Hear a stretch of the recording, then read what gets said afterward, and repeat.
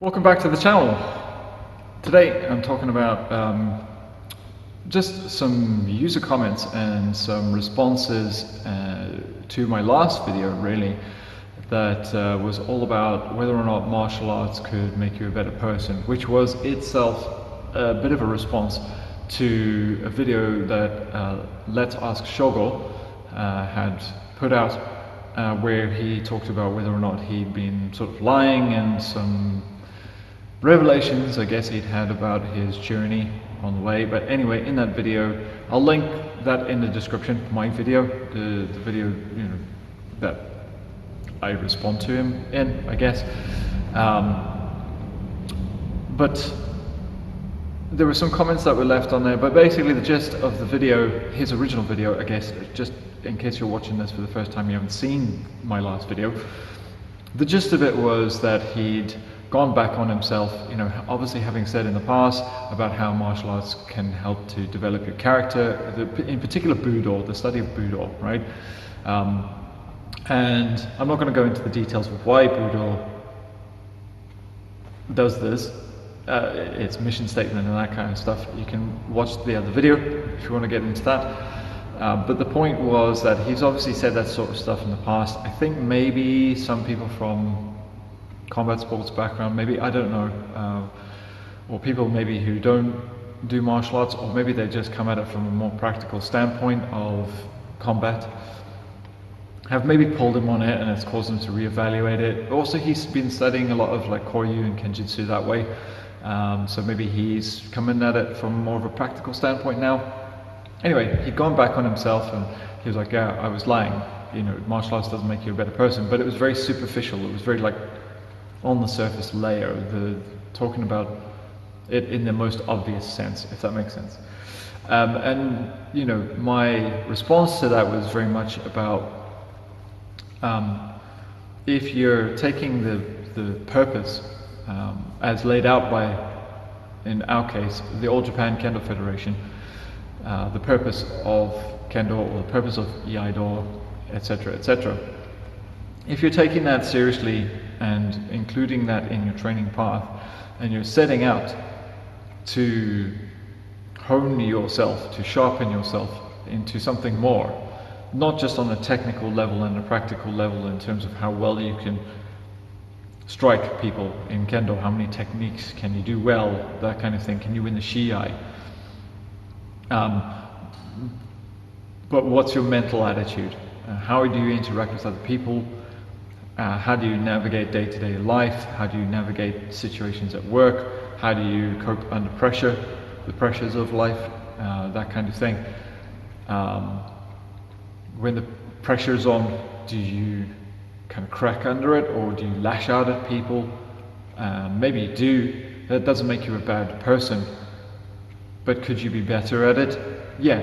And if you started to think about it and purposely not just set out to train your body, but to train your mind and to train your spirit, to be more, tempered. Those sorts of aspirations. My argument was that if you're actively going after them and reflecting and looking to improve, and like catching yourself in the moment when you do make mistakes in life, that Budo and the study of it can be a powerful ally in that pursuit. Because when you come into the walls of the dojo setting, there are formalities, there are cultural formalities when you practice a Budo, because you're essentially practicing a slice of kind of more traditional, yeah, I guess traditional is not a bad word to use to describe it, a kind of slice of that aspect of Japanese culture. So yeah, there's a lot of like formality and structure in their society that has to be observed, if that makes sense. And so you get a bit of that, and that gives you a set of walls and parameters under which you must operate, generally speaking. Anyway, there were some comments. So obviously I posted this to Facebook in World Kendo Network. and obviously there's some comments on YouTube. So I thought I would go over them. There's one in particular which relates directly to the title of this video, so that's the one I'm going to spend the most time on. But before we get into that, I'll just go through a couple of the comments. I'll cover the ones, I'll actually read out the ones on YouTube, but I don't have the Facebook one open here at the moment. But there's a chap named Ben, who I know. I've talked to him once or twice over the years, but I've seen, we run into each other a lot at British Kendo Association events, seminars and the like. But I've run into him and like fenced him once or twice at various events. So yeah, shout out to Ben. Yeah, Northern Open springs to mind. I miss the Northern Open. Anyway, there's a good Shiai event that used to alternate between Newcastle upon Tyne and Scotland. Anyway, he raised the point that although he agrees with the sort of tenets of the purpose of Kendo, and that he finds that for himself it is a guiding set of principles and he tries to operate within that, his experience is that in the setting of Budo, of Kendo and Iai, those are the two arts that I know he practices. I think he might do Jo as well, I'm not sure. I think he does. Ben, if you're watching, leave a comment, confirm that for me. But yeah, he's one of those guys, he's always at events, he's always traveling around, getting stuck in, sucker for punishment. But yeah, he made the observation that in his experience, some people become worse when they get involved in pursuits like Budo. And I think I knew what he meant. I left a reply, he didn't respond back to it, but I think I know what he meant by it.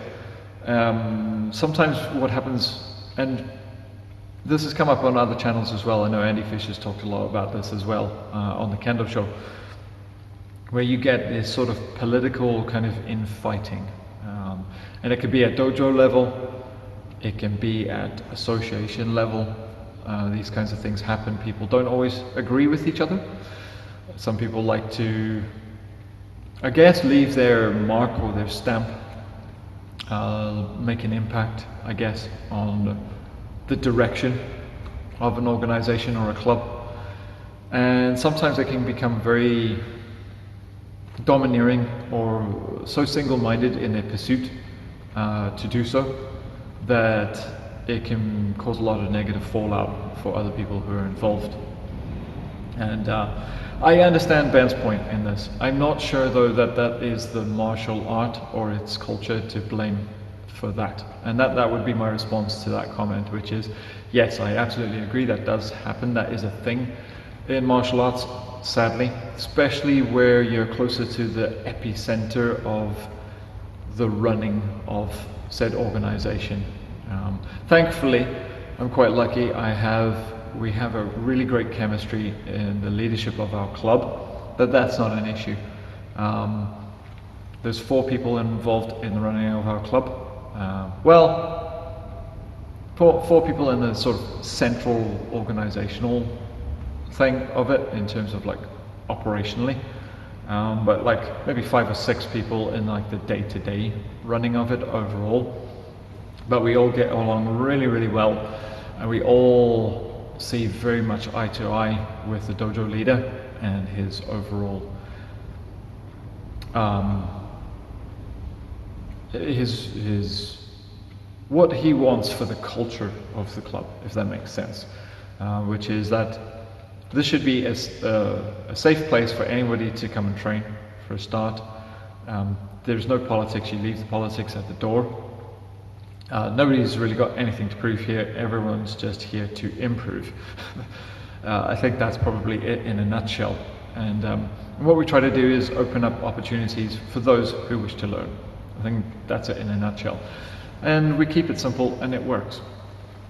We've been through some tough times, but we've never really been at a place where we're at odds with each other and have some sort of disagreement. And there's never been any competition for like ownership or competition for direction, that kind of thing. So we're fortunate in that way. But I understand that like sometimes you'll have, in a certain locale, you'll have people that have maybe been instrumental, say in establishing a taikai or something like that. And the more people, obviously it takes more than one person to get things organized, and so multiple people then get involved, and then sometimes, the more people involved, the more chances there are for disagreement, especially if somebody has to take some time out, maybe through, I don't know, whatever reasons, like having a family or whatever, and maybe they're not involved then in that taikai, other people are like managing it while they're out for a while, out of training or something like that, and then they take it in a different direction or something like that, or maybe the organization falls through a bit, like it's not as strong without the first person, and then that person gets ticked off with the other people that they asked to like sort of step in for them, or the people who stepped in for them of their own accord, and then they get prickly about it because it's like, oh, what are you doing? That's my shiai, or that's my taikai that that I'm associated with, stuff like that. It's just one example, but I don't want to speak of a higher level than that. There have been recent issues in organizations that I'm aware of, but that's amongst those people. I don't want to get into any of that kind of stuff. It's not my place to anyway. I don't know enough. I'm not well enough informed about it, and I don't really care at this point. I do care about accountability, don't get me wrong. If people are doing things that are like not above board, money's being misspent, sure, those points need to be raised, but it shouldn't be like a dirty fight out in the open with people mudslinging across the internet at each other and stuff like that. It's the kind of thing that you have, you've got your AGMs and stuff like that. People need to prepare their information and come and lay everything out on the table there and hash it out in a constructive way. So yeah, there should be processes and they should be followed, and yes, there should be accountability, but if people adequately defend themselves and get off their case, I think that's it in a nutshell. But anyway, yeah, so I do agree, that kind of stuff happens, but it's not the art that does it. That's a case where people are not actively pursuing the purpose of Kendo, or the purpose of Iaido, or purpose of Jodo, etc., etc. Add in whichever Buddha name you want, right? That's something where they're getting sidetracked in their own progression, in their own the esteem in which they believe they're being perceived by the community around them, those sorts of things. In short, a lot of times it's people's ego, it's their pride being wounded, right? I think that's where that's coming from. But that's on them. It's not on the art, But yeah, it's a good point that you raise. There was somebody else that left a comment on Facebook as well that they'd said, I think mostly in reference to Shogo, but there was a kind of twist to the comment that I think maybe implied me as well. I'm not really sure. But it was just, the gist of it was like, oh, well, these YouTubers, I don't agree with people doing these YouTube channels. If you want to learn the arts, you get down to a dojo, learn in person. They don't listen to their sensei, I think was one of the points he raised. And also that, I guess we're going after just clicks and whatever builds our personal brand and reputation that way. Expands our viewing audience, we're going after subscribers, we're going after clicks, we're going after views, that kind of thing, and going after the money, right? And while Let's Ask Shogo is a big channel with, I think the guy said in the comments he had 2 million subs, I'm not sure about that, but I have no reason not to believe him, so 2 million subs, sure. Look, Let's Ask Shogo, like his primary niche in his channel is Japanese tourism and like cultural things. He does like tourism in Kyoto, and so he's doing a lot about like showing people like the tea ceremony, and he talks a lot about like when it's appropriate to call people a geisha, or if that's not appropriate and why, and like little things like that, right? There's loads of stuff on his channel that's all like just little Japaneseisms, if that makes sense. When you're ordering food, like why you would say something a certain way, or like how you would thank somebody and why you wouldn't say it this way, because in that context you'd be ruder than you thought you were being, or you wouldn't be formal enough, or maybe you're being too formal and you're coming across as uptight. His channel's like mostly stuff like that, and it's got a pretty broad appeal. Anybody who's like looking to go to Japan and they're like, what not to do in Japan, because they're worried that they're going to be annoying, Let's Our Shogo is probably the guy who's going to come up, right? And I think that completely dwarfs anything in the martial arts, particularly Budo kind of niche.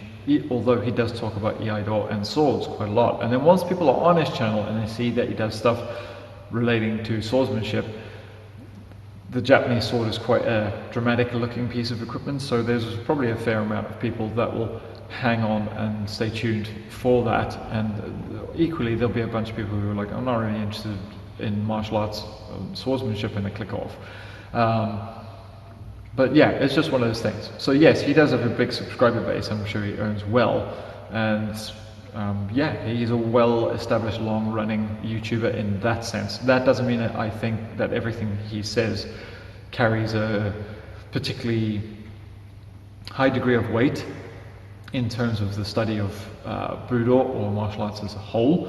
And to be fair, in a lot of his videos he's quite open about the fact that he's not particularly high ranked in Iaido, and when he's doing the Kobudo or the Koryu study with Let's Ask Seki Sensei, he's very clear as well in that stuff that he's done little to no sparring, he has very little experience in that stuff, but he's there to learn. And I think people need to respect that he can get stuff wrong. He can say things that he thinks he was wrong about before and have a new conclusion, and that still not be the full story or the accurate truth. He may change his viewpoint 5 years from now again on that. He's somebody who's on his own journey, and he can have his own opinions. We can critique what he says, but in some of the stuff it's not as simple and black and white as he's wrong, or he's just saying it to be inflammatory. Yes, the thumbnail he had was pretty, like, I wouldn't say clickbaity, I wouldn't go that far, but his job as a YouTuber is to make a thumbnail that entices a viewer, that gets them to ask a question in their head, like, what does he mean by that? Or, oh come on, that's preposterous, and then they click through. And that's the purpose of the thumbnail. You try to walk that line as a YouTuber, that you don't make it too clickbaity, where somebody clicks on and goes, this is not at all what you were talking about, and this is a complete load of tripe. And so then all that's going to happen is they're going to click away. They're not going to subscribe, they're not going to like it, they're not going to comment on it, or maybe they'll comment and leave you some, like real aggressive comments or something like that, like quote unquote hate. And you might say, well, that still drives traffic. And yes, it does drive traffic, I'm not going to lie, but no one just wants people coming on and just doing dislikes, because the fewer people that like your content, the less authority you have on a topic. And so overall, you're going to lose subscribers and people are going to walk away from the channel long term. So you want to get more right than you do wrong, but you're always going to make mistakes. You're always going to say things that in hindsight you think you could handle better. And particularly as a martial artist, you're going to go on a journey, and there are going to be things that you thought you were wrong about, and then there's things you'll circle back to and come around to it again. You'll be like, I didn't understand it then, and I wasn't capable of understanding it then, but now with the reflection of hindsight, after 10 more years of life experience, the stuff is starting to make sense to me. A case in point is Rokos from Martial Arts Journey. If you're not familiar with Martial Arts Journey, he started this channel. He was a Aikido instructor, Lithuanian chap, and he had his Aikido studio. He had his students, and he went to test his Aikido practically against an MMA coach, I believe it was, and he promptly got his backside warmed up and down, or back and forward, He got his ass handed to him in the ring, let's put it that way, in a nice way. The guy was sparring with him lightly, it wasn't like beating him up or anything like that. But basically he couldn't make any of his wrist locks work, he couldn't make any of his techniques work, his grappling techniques or any of that. He couldn't, you know, he knew the principles, he couldn't make them stick in a practical situation. So he closed his martial arts studio, his Aikido studio, which I remember at the time kind of annoyed me because I thought, like, are you just abandoning your students like that? Like, maybe you need to work the problem. There's a famous quote from Gene Kranz, the sort of like, not the mission commander, but like the guy on the ground, right, during the Apollo 13 mission, the mission director, I think it is. And you know, Apollo 13 famously like had this venting gas, and they could have lost the astronauts and that sort of thing. And there was a sort of sense of like potential panicking, especially in the film. It's like hammed up a bit, but obviously as a leader, you want to like calm down the people working with you. And he had this famous quote where he said, "Let's work the problem. Let's not make things worse by guessing." And it can be a bit like that, right? So with Rokas, what happened, I think, was his initial knee-jerk reaction was to close his dojo, walk away from Aikido, and go into combat sports and do striking, like say kickboxing and stuff like that, and boxing training, BJJ for like the grappling stuff, and do some wrestling and just go on this journey, right? But the thing is as he met more people and more coaches from those circles, he realized that more of them that you would probably be aware of have backgrounds in traditional martial arts. And as he went on this thing, it started to come full circle, because then he started to circle back to the question of whether or not he could, now that he was learning to fight, because it's something you don't do in Budo, you don't train to fight people, right? Yes, you learn combative skills, but you're there to cooperate with your partner and test yourself that way. To varying degrees, different arts do it differently, right? Aikido probably does the least testing of many martial arts. It's more kata, it's more demonstration, embu style of interaction. Different schools, however, vary on that a little bit. They have varying degrees of resistance, from none at all to mild, I would say. And I think that's fair. I don't think I'm being extreme with that. But as he was journeying around and talking to different people, it became apparent that there were some ways, there were some coaches as well that knew of some ways that you could work in the practicality. And they said, you know, you need to look at some of the other martial arts, because there's some overlap in concepts and principles. They may not look as beautiful as Aikido, because Aikido is the passing of the principles in their strictest form. It's almost like a textbook, like a scroll. But when you make it practical, it's not going to look like that. It's not going to look pretty, you know. It's not going to work first time, every time, and that kind of thing. And so he did. He went on that, and now it's come kind of full circle, where he's like, there is actually some hope on the horizon that I wasn't wasting my time with my Aikido. There are things that I can now apply in it. And it turns out that once you know those principles and you can apply it, and some of this is backed up by top level combat sport coaches like John Danaher, who's a very highly regarded coach in that sphere. And he's talked about ankle locks and wrist locks, and his fighters that he trains are quite famous for employing them. And he says there's quite a lot of that is Aikido based. The principles, the root of them are from Aikido in a lot of cases. He says it's just a matter of learning to fight and learning other skills to get you into the right position that you can actually be able to apply these things. So once you're in that position, then Aikido really starts to work. The problem is Aikido doesn't teach you how to get into that position with a resisting opponent. That's the shortcoming of it. But it never really set out to do so. So it probably takes an unnecessary battering from the martial arts community, especially in the YouTube domain. But it's settled down in recent years. And I think Rokas has had actually quite a lot to do with that, because of the journey he went on. You know, people disagreed with him when he closed his dojo. People disagreed with him when he went and did combat sports. But then he also gained a lot of support because people were like, we can't argue with somebody that's actually learning to fight.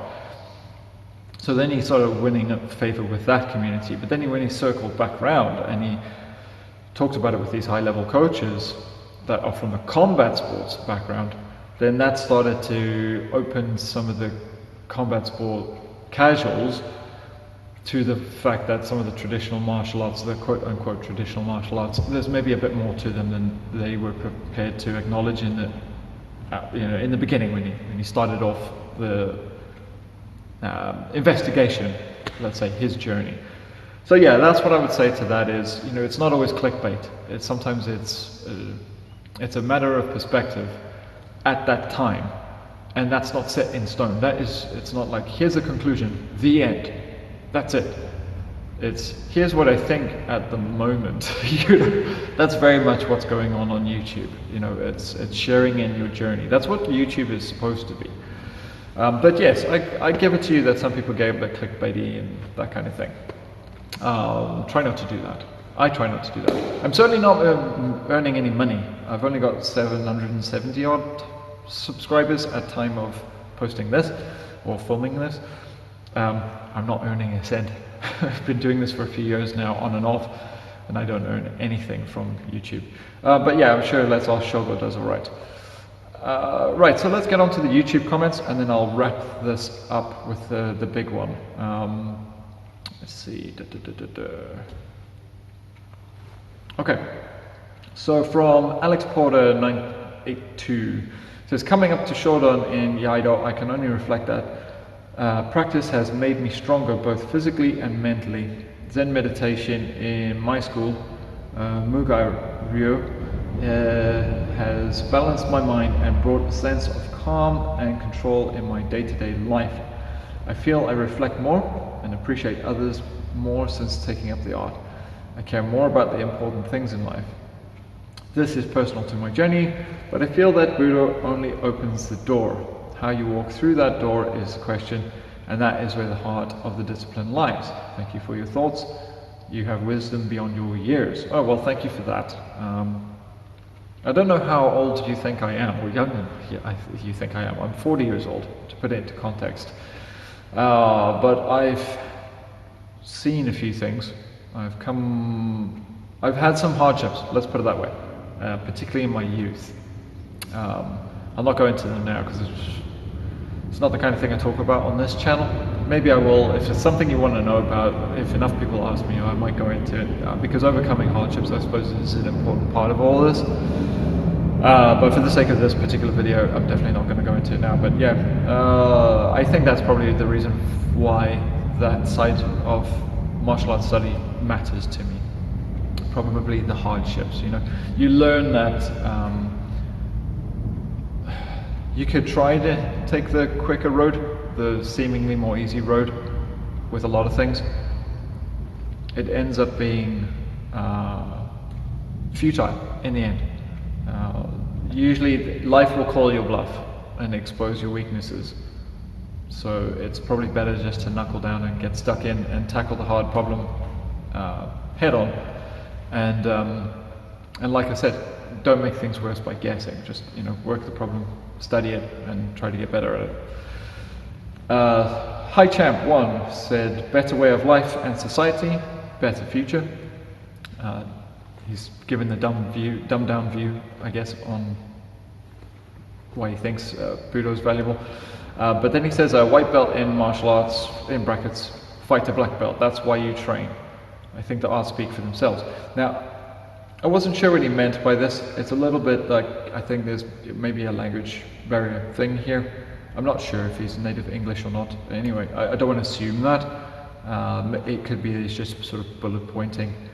The problem with reading things in text, sometimes stuff gets lost in translation, So I asked him to clarify. I haven't heard back from him, but yeah, here's my reply that I left. I said, yeah, building a better way of life, yes, I agree with that. Certainly if you're undertaking martial arts and there wasn't anything like that in your life before, particularly if you're not particularly physical, then absolutely it's going to be a better way of life for you.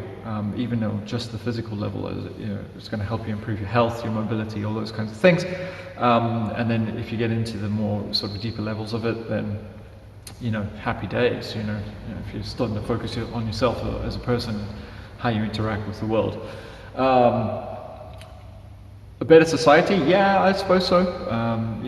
Ultimately, if there's more people that are moving in this direction in a particular community, yeah, they could add up. But overall, it takes many people to work together to do that. Maybe you'll have the little knock-on effect of inspiring someone around you by the way that you conduct yourself and lead your life.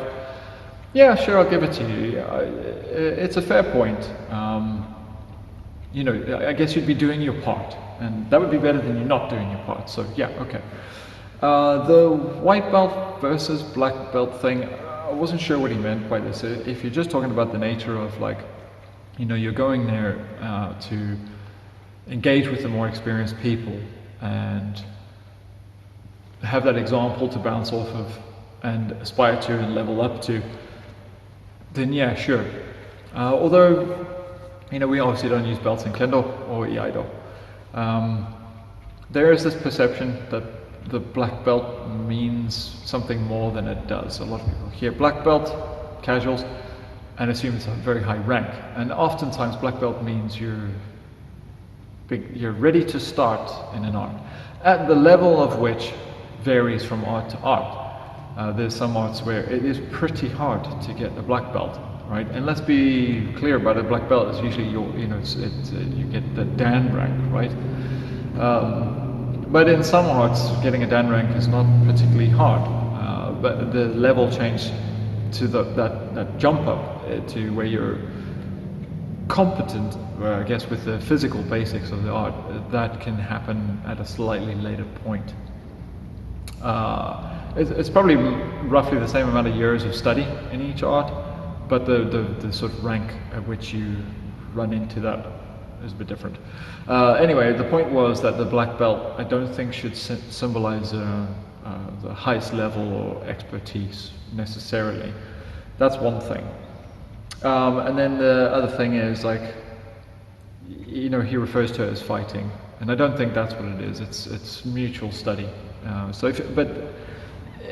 Like I said, it's hard to read into his comment exactly. I left a really big detailed thing. I'm not going to go into it all, but I wouldn't get too hung up on the idea of fighting for fighting's sake, if that makes sense.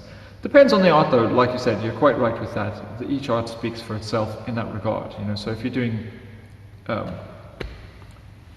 jiu-jitsu or kenjutsu and it's more combative, then yeah, of course you're going to go there with a more combative mindset, and that's fair enough. If you're doing Kendo or you're doing Iaido or Kyudo or something like that, and you're going there with a slightly different mindset that's a little bit more all-encompassing, then that would also be correct as well. If you're only going there with a combative mindset, there's nothing wrong with that, and it could be a good start for you in that art. But surely over time your mindset will probably change. If you decide to stick with it, that's what you like, and it doesn't mean that you have to like it. It's absolutely fine for people to disagree and people not to like Kendo and not to like Iaido and decide it's not for them and not do it. So my good friend John Kelso, he left a comment as well. He said, interesting video, some great points. I think if the options are A, makes you a worse person, B, doesn't change you as a person, C, makes you a better person, then I'm going to go with option C.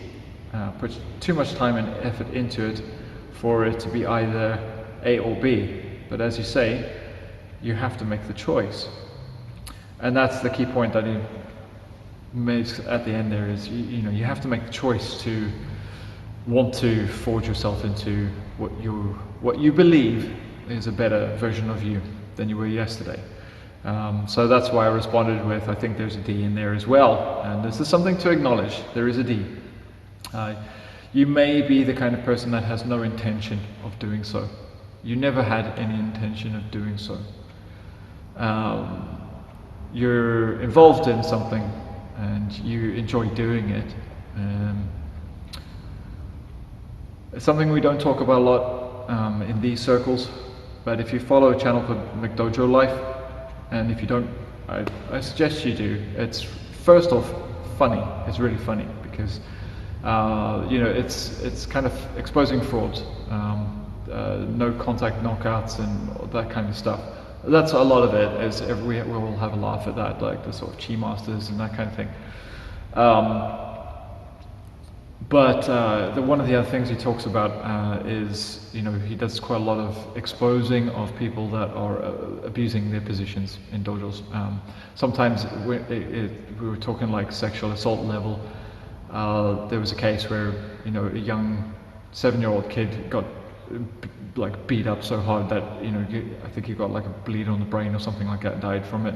So like irresponsible practices in the martial arts and that sort of stuff, and it does exist, and it exists in all the arts, I'm afraid. There'll always be people who are involved where you didn't know. They were the wolf in sheep's clothing, and it takes for something to happen, and that draws attention to it, and it gets exposed, and hopefully it gets dealt with. But yeah, unfortunately, that is a thing. It does exist. So there is an option D there, the person who has no interest whatsoever of actually cultivating themselves as a person. They believe themselves to be that person already, no requiring of polishing, which is not true. None of us are perfect, and none of us will ever reach perfection, but we might enjoy the pursuit of attempting to go after it. Joshua Kendo 6144 says, interesting topic. So I see as a 51-year-old that has been in Kendo for 2 years, he says he's just Shodan, that he got to experience a little of how it used to be. This is the interesting bit. I acquired about 20 years ago to start Kendo and was turned away literally. He made me do 100 suburi and said that he didn't think I had the spirit for it. And also I swung left-handed at the time. Fast forward, I inquired in a different location 2 years ago and started right-handed and had little problems. When it was time, I requested I could wear the uniform and requested when I could wear bogu. I was put to perform uchikomi keiko, so it was asked to do the uchikomi keiko to judge whether I was ready for bogu. I'm seeing now that the newer generations are just doing their own thing with no real rite of passage, and it saddens me. You can easily assume why. The immediate gratification to play with kendoka that have earned their way. At the end, though, it doesn't matter because the grading board is what it is, and you will be judged on the kendo that you perform, and the spirit has to shine. This is an interesting one. So this is the crux of the video. Sorry it's taken a long time to get to this, and let me know if this is the kind of format you enjoy, like the sort of response to comments and engagement and that kind of thing. If you like that sort of thing, I'll do more of it in the future. But there's a few things to unpack. Okay, so first thing is, 51-year-old that he's been doing Kendo for 2 years. He's got his Shodan, and he got to experience the Kendo of how it used to be. Okay, so first off, well done on persisting, coming back and not letting it go, and starting something like this, in your 50s, late 40s, 50s, you said you've been doing it 2 years. That's fantastic. Really, really great to hear. Always happy to hear about people who are starting particularly young or a little on the older side of the spectrum. This idea of how Kendo used to be and doing the 100 suburi and then basically getting asked not to come back because you didn't show enough spirit. This I take issue with because I don't think it's a very good indication of somebody's spirit, for a start. It's no indication of their ability, technically, to be able to cope with doing Kendo. Your first session, you are clumsy, you know nothing. You can, unless you've done a lot of martial arts before, and even then, a lot of people are still pretty clumsy with trying out Kendo. There's a lot of martial arts where you don't need to shout and scream. So shouting and screaming is completely foreign to people. It's not in our culture to just shout and scream at people. These things don't come naturally to people, and I've had all kinds of people. I have people who have fencing backgrounds, people who've done karate for years, all kinds that have turned up and looked like a complete idiot on their first day of Kendo. And I'm going to talk about this from the Kendo perspective because the comment is in Kendo perspective, and I don't talk about anything to do with coaching EI because it's not my place. Right? I'm a beginner in EI, so I'll leave that to more senior figures to look after. But with Kendo I can talk with a bit of experience. You know, I've been coaching for what, about 12 years now, maybe more. And I can tell you everybody's first day, it's not pretty. Don't get me wrong, there's people who pick it up quicker than others. Some people are more physical and they're more capable in that respect. There's people that sometimes learn more quickly because they're more mature mentally. But there's people who have the maturity but they don't have the physicality, and that can be a bit of a hurdle to overcome. They may have injuries that prevent them from moving particularly well. I've had all sorts. I've had people who've come in here who've had severe back trauma and didn't believe they could do Kendo, and then have stuck with it at least long enough to realize like they're capable of more than they thought they were capable of, even if they didn't stick it, but they maybe did a couple of years at it or something like that. I've had someone come in, when you talk about the spirit, not being able to show the spirit, there's a core member of our club that's been around for, gosh, almost as long as I have. And this person is central to making it all work. When this person started, she didn't believe she could ever do the kakegoi, the shout. Yeah, the kiai, sometimes people call it. She was very softly spoken, and she couldn't understand why we were shouting at each other in the first place and why we would hurt our throats so much, which of course in hindsight you realize that's not what we're doing. But you have to go through the process. You have to go through a bit of the process to discover what it's all about. And the key is the process. It's not about the finished product, it's about enduring the process. So in that respect, yeah, there is some rites of passage. I agree with you, you can't just stick people in Borgu all of a sudden. But in the old days, if we want to talk about the old days, like it would be years sometimes before people were allowed in armor by some sensei. And I find it very interesting, this rite of passage stuff, because I know it does happen. But I don't really agree with it. The way I'll tell you how I judge it, and then I'll tell you some of the stories I heard. And then we'll put it in context with where the art comes from. We'll go back to the source. So the way I like to do it is people come in the dojo, I try and get an assessment for roughly where they are physically. I'm willing to teach anyone who's willing to learn. If they show up with a good attitude and they keep showing up, then I'm happy to train them. And they could have a leg missing, an arm missing, a mute. It doesn't really matter. If they turn up, they're willing to learn, and they continue to persevere, I'll show up here and do my best to pass on what I've learned. And it's as simple as that. But basically, if someone can show me that they're able to train safely in the dojo, they can both cut and receive in a essentially safe manner to a reasonable technical degree. So what does that mean? It means don't bludgeon the other people here. So if I let you hit someone in armor and you're just smashing their head in, I can't have that. And whether you're doing it on purpose or not, that's another thing, right? So if you're doing it on purpose, that's an attitude problem. Adjust your attitude and you can stay. If you don't adjust your attitude, then that's one of the times where we'll have to ask you to find your way to the door. But if you can do cuts to a reasonable technical level, you won't be bludgeoning people, right? So there's a technical aspect to that. And then there's footwork.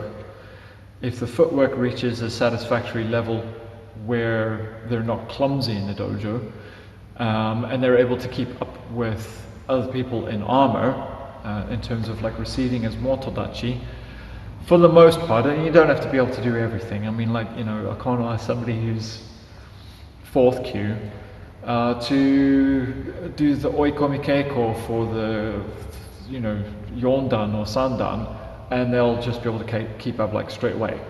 It's one of those things you have to get a bit of experience under your belt, but within reason. Like, can you receive the uchikomi keiko for them? Can you receive the kirikaishi for them? These sorts of things, and do it correctly. Like, know the sets, if that makes sense. Receive a basic level of kakari keiko, this kind of thing.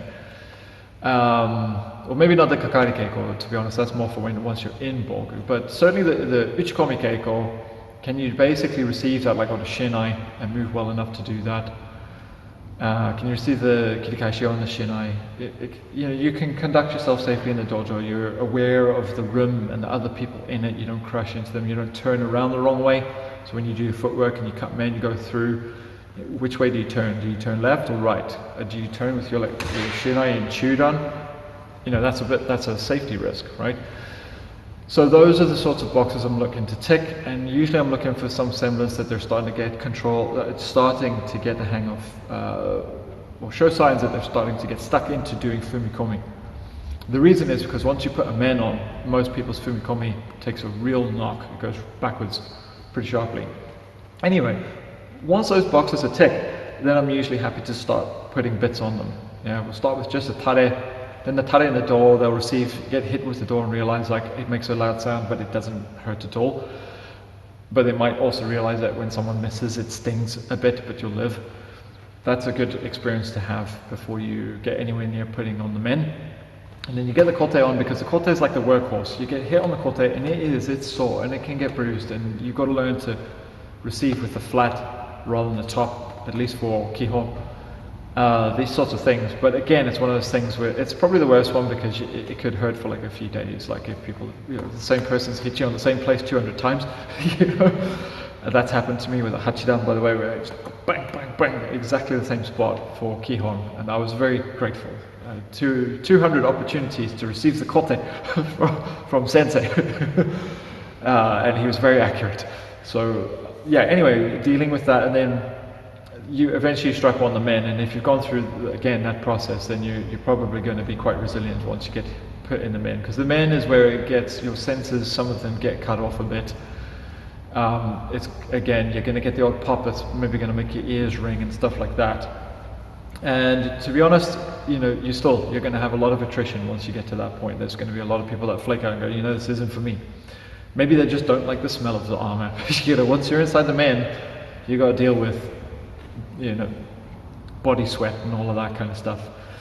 So yeah, but I don't think, the old school way of like keeping people out of armor for, I think, unnecessarily long periods of time, I don't think that's right, and a lot of the 8th Dan sensei would agree. Like a big talking point for a lot of 8th Dan sensei we were visiting was, you don't have the luxury of time. Most of you are starting your kendo very late.